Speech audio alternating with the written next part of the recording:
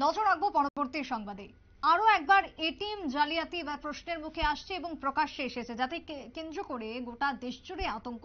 তবে এই এটিএম জালিয়াতিতে ঝাড়খণ্ডের জামতারা গ্যাং, যেটা সব থেকে উল্লেখযোগ্য, যে জামতারা গ্যাং যাদের কারণে গোটা দেশ জুড়ে এটিএম হ্যাকিং থেকে শুরু করে নানান রকমের জালিয়াতির কাজকর্ম হয়ে থাকে, সেই গ্যাং কি ফের সক্রিয় গোটা দেশ জুড়ে? তার প্রশ্ন। একের পর এক জালিয়াতির ঘটনা অসম, কলকাতা, ভুবনেশ্বর সহ একাধিক জায়গাতে কার্যতপক্ষে এখন সক্রিয় রয়েছে এই গ্যাং, এমনটাই মনে করছেন সাইবার সেল। তবে তদন্তে নামার পর দ্রুত গ্রেপ্তার করতে মরিয়া একাধিক রাজ্যের পুলিশ। কথা বলবো, শতাব্দী দেবনাথ রয়েছে টেলিফোন লাইনে। শতাব্দী, এটিএম জালিয়াতি, হ্যাকার এখন বর্তমানে যেন রোজকার ঘটনা হয়ে দাঁড়িয়েছে।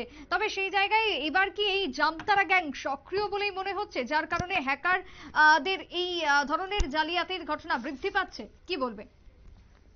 দেখো, সাইবার জালিয়াতির মতো ঘটনা প্রত্যেক দিন খবরের শিরোনামে উঠে আসছে এবং সেই জায়গায় তারা তাদের নিত্য নতুন পন্থা অবলম্বন করে সাধারণ মানুষকে এক প্রকার নাকানি চুবানি খাওয়াচ্ছে। সেই জায়গায় কখনো দেখা যাচ্ছে তাদের ব্যাংক অ্যাকাউন্ট হ্যাক করে নিচ্ছে, কখনো তাদের মোবাইল ফোন হ্যাক করে নিচ্ছে, এবং তারই মধ্যে এবার যে সাম্প্রতিক ঘটনা তোমার এটিএম জালিয়াতি।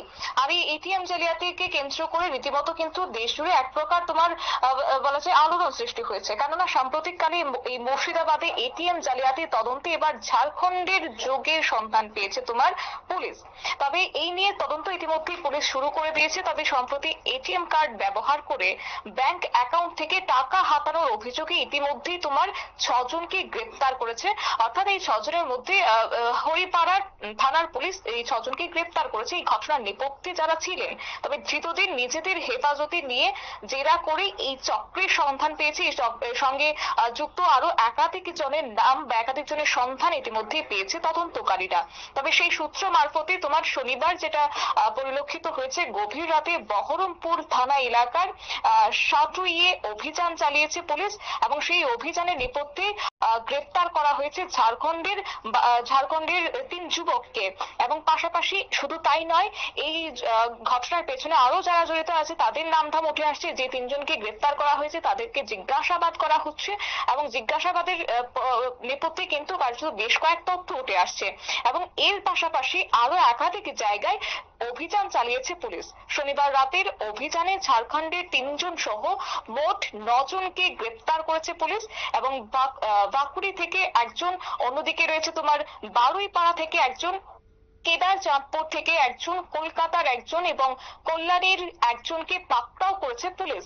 আপাতত যেটা খবর রয়েছে। তবে পুলিশ সূত্রে আরো কিছু জানা গেছে যে যাদেরকে ইতিমধ্যে গ্রেপ্তার করা হয়েছে তাদের কাছ থেকে কি কোনো এমন কোনো তথ্য উঠে এসেছে যে তারা এই চক্রের সাথে জড়িত, বা আর কারা কারা জড়িত রয়েছে?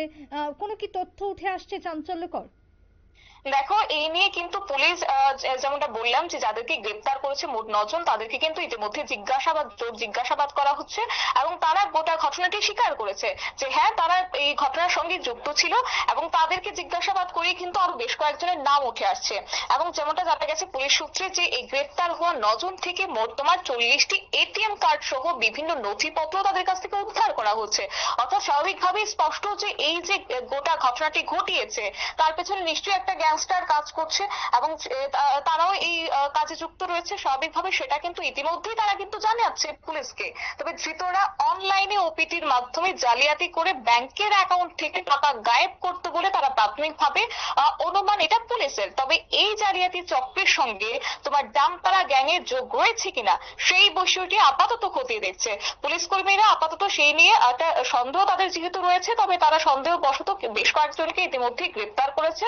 এবং এই যে জামতারা যে গ্যাংয়ের নাম উঠে আসছে সেখানে কার্যত এই বিষয়টি জড়িত রয়েছে কিনা সেটা আপাতত খতিয়ে দেখা হচ্ছে।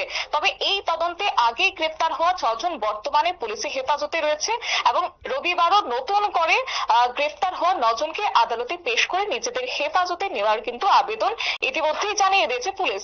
এছাড়াও দেখো, এই গোটা ঘটনার পেছনে যে 5 জনকে প্রথমে গ্রেপ্তার করা হয়েছিল তাদের কাছ থেকে উদ্ধার হয়েছে তোমার 17টি এটিএম কার্ড এবং 7টি মোবাইল ফোনও তাদের কাছ থেকে উদ্ধার করা হয়েছে।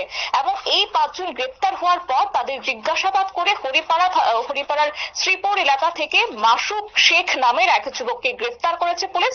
এবং পুলিশ সূত্রে যেটা জানা গেছে যে ধৃতদের মধ্যে 5 জন তোমার ডোমকলের বাসিন্দা।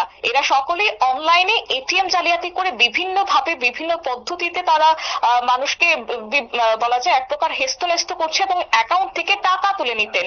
এর আগেও এই ঘটনাটি তারা বেশ কয়েকবার সংঘটিত করেছে এবং এই চক্রের সাথে কেউ যুক্ত কিনা তা ধৃতদের জিজ্ঞাসাবাদ করে এক প্রকার জানতে 14 দিনের পুলিশ হেফাজতের আবেদন ইতিমধ্যেই জেলা আদালতে পাঠানো হয়েছে এবং 14 দিনের আপাতত তাদেরকে পুলিশের হেফাজতে রাখার কথা জানানো হচ্ছে পুলিশ সূত্রে। সুপ্রীতি, একেবারে তাই। ধন্যবাদ তোমায় শতাব্দী। অর্থাৎ এই মুহূর্তে এটিএম হ্যাকার এবং যারা জালিয়াতির সাথে যুক্ত রয়েছে তাদের মধ্যে বেশ কয়েকজন চাই পুলিশের জালে এই মুহূর্তে ধরা পড়েছে, তাদেরকে জিজ্ঞাসাবাদ চালানো হচ্ছে এবং জিজ্ঞাসাবাদের পরই উঠে আসতে পারে বেশ কিছু চাঞ্চল্যকর তথ্য এবং সেই তথ্যের ভিত্তিতে যদি তদন্ত শুরু হয় তাহলে এই পুরো চক্রের এক প্রকার জালিয়াতি ফাঁস করা সম্ভব রয়েছে বলেই মত একাংশ সাইবার বিশেষজ্ঞদের। ছোট্ট একটা বিরতি নেব, ফিরে আসবো বিরতির পর, সঙ্গে থাকুন।